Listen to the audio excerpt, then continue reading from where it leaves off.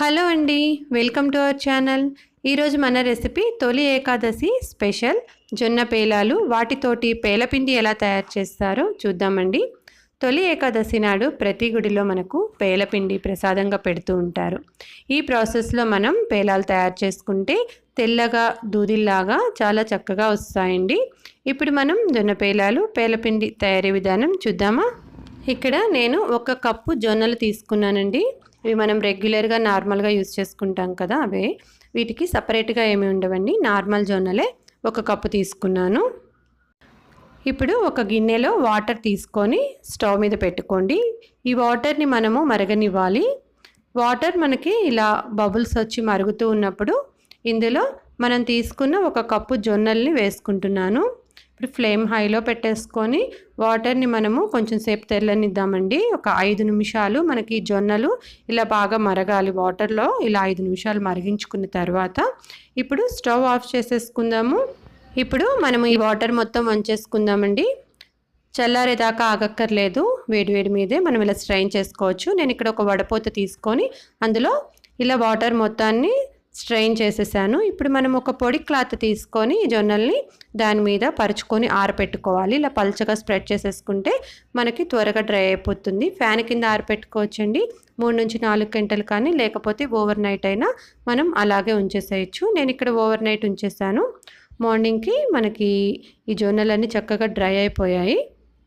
ఇప్పుడు వీటిని మొత్తాన్ని నేను ఒక బౌల్లోకి తీసేసుకుంటున్నాను. ఇలా బౌల్లోకి తీసుకున్నాం కదండి. ఇప్పుడు వీటి నుంచి మనము పేలాలు ప్రిపేర్ చేసేసుకుందాము. ఇప్పుడు స్టవ్ ఆన్ చేసుకొని ఒక ప్యాన్ పెట్టుకోండి. మనము ఏదైనా పెట్టుకోవచ్చు, కొంచెం అడుగు మందంగా ఉండి త్వరగా మాడకుండా ఉండేది. బాండీల్లో కూడా చేసుకోవచ్చు. ఇక్కడ నేనైతే నాన్ స్టిక్ పెట్టాను, ఇదే పెట్టాల్సిన అవసరం లేదండి. ఇప్పుడు ఫ్లేమ్ హైలో పెట్టుకోవాలి. పెనం కొంచెం కాలిన తర్వాత ఇవి కొంచెం కొంచెంగా వేసుకుంటున్నాను. ఎందుకంటే మనకి ఇది పాప్ అయినప్పుడు ఎక్కువగా వస్తాయి, కొంచెం వేసుకుంటే మనకి ఎక్కువ వస్తాయి కదా పాప్ అయినప్పుడు, అందుకని కొంచెంగానే వేసుకున్నాను. ఇలా మధ్యలో కలుపుతూ ఉండండి. మనకి అది స్టార్ట్ అవుతుంది కదా, పాపింగ్ స్టార్ట్ అయినప్పుడు అప్పుడు పైన మూత పెట్టుకోండి. ఆ మూత కూడా మరి అలా కంటిన్యూగా ఉంచకుండా కొంచెం అలా పైకి పెట్టినట్లు పెట్టుకొని మధ్యలో ఇలా కలుపుతూ ఉండండి. ఎందుకంటే మనం ఫ్లేమ్ హైలో పెట్టుకుంటాం కదా, అలాగే ఉంచేస్తే మనకి అవి కలర్ చేంజ్ అయిపోతాయి. మనకి ఇలా తెల్లగా ఉండాలి అంటే మధ్య మధ్యలో అలా కలుపుతూ ఉంటే చక్కగా పాప్ అవుతాయండి. ఇలా కొంచెం కొంచెం వేసుకోవాలి. మళ్ళీ ఇంకోసారి చూపిస్తాను. ఇలా వేసుకున్న తర్వాత ఫ్లేమ్ మాత్రం మనం హైలోనే ఉంచుకోవాలి. జస్ట్ అవి తీసేటప్పుడు మాత్రం కొంచెం ఫ్లేమ్ తగ్గి సిమ్లో పెట్టి తీసుకోవాలి. ఇలా మనకి పాపింగ్ స్టార్ట్ అవుతుంది కదా, అప్పటిదాకా ఇలా కలుపుతూ ఉండండి. స్టార్ట్ అవ్వగానే వెంటనే పైన ఒక లిడ్ పెట్టేసేయండి. చూడండి, మనకి అన్నీ కూడా చక్కగా పాప్ అవుతున్నాయి కదా. జొన్న పేలాలు చాలా ఈజీగా చేసుకోవచ్చు అండి. ఇలా ప్రిపేర్ చేసుకుంటే మనకి ఇంట్లో పిల్లలకి స్నాక్స్ లాగా కూడా పెట్టచ్చు. చిరుతిండిగా కూడా ఉంటుంది, చాలా హెల్దీ కూడా కదా జొన్నలు మనకి. ఇలా పేలాలు తయారు చేసుకొని మనము పేలాల లడ్లు ఇంకా రకరకాల స్నాక్స్ కూడా చేసుకోవచ్చు వీటితోటి. ఇలా మొత్తం మనకి పాప్ అయిపోయి సౌండ్ ఆగిపోతుంది కదండి, అప్పుడు ఫ్లేమ్ సిమ్లో పెట్టేసుకొని వీటిని ఒక బౌల్లోకి తీసుకోండి. చూసారు కదా మనకి ఎంత చక్కగా తెల్లగా దూదిల్లాగా జొన్న పేలాలు రెడీ అయిపోయాయో. ఇక్కడ నేను ఈ చిన్న కప్పు తీసుకున్నానండి జొన్నలు, మనకి ఒక పెద్ద బౌల్ వచ్చేసాయి.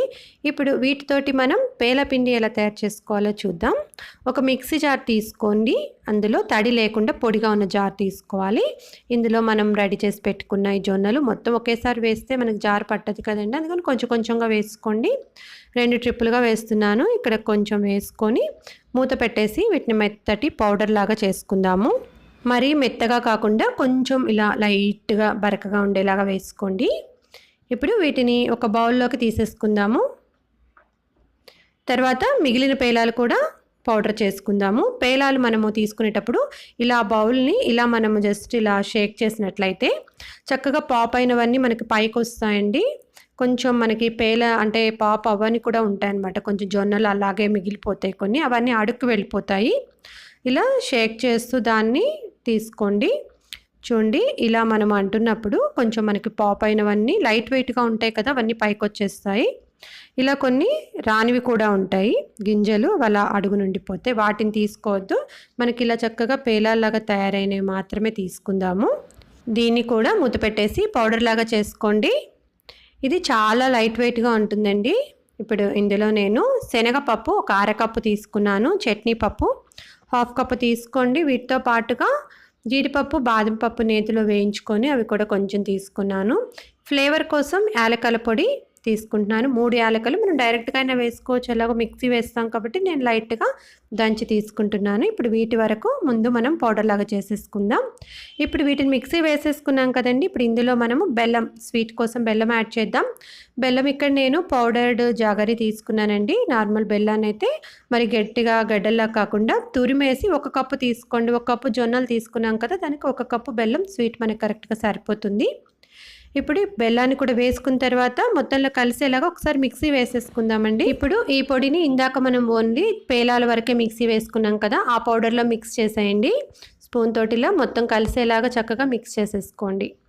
పేలాల పిండి రెడీ అయిపోయిందండి. ఈ పేలాల పిండిని ఈ విధంగా తయారు చేసుకొని తొలి ఏకాదశి నాడు శ్రీ మహావిష్ణువుకు నైవేద్యంగా సమర్పిస్తారు. ఆ ప్రసాదాన్ని మీ ఫ్యామిలీ మెంబర్స్ అందరితోటి షేర్ చేసుకోండి. మీరు కావాలనుకుంటే డ్రై ఫ్రూట్స్ని ఇలా చిన్న ముక్కలుగా చేసి కూడా యాడ్ చేసుకోవచ్చు. అందరికీ తొలి ఏకాదశి శుభాకాంక్షలు. Thank you so much for watching this video. ఈ వీడియో మీకు నచ్చితే ప్లీజ్ లైక్ చేయండి. వీడియోని మీ ఫ్యామిలీ అండ్ ఫ్రెండ్స్ తోటి షేర్ చేసుకోండి. మరిన్ని వీడియోస్ కోసం మా ఛానల్ని సబ్స్క్రైబ్ చేసుకోండి. పక్కనే ఉన్న బెల్ ఐకాన్ ప్రెస్ చేయండి. థ్యాంక్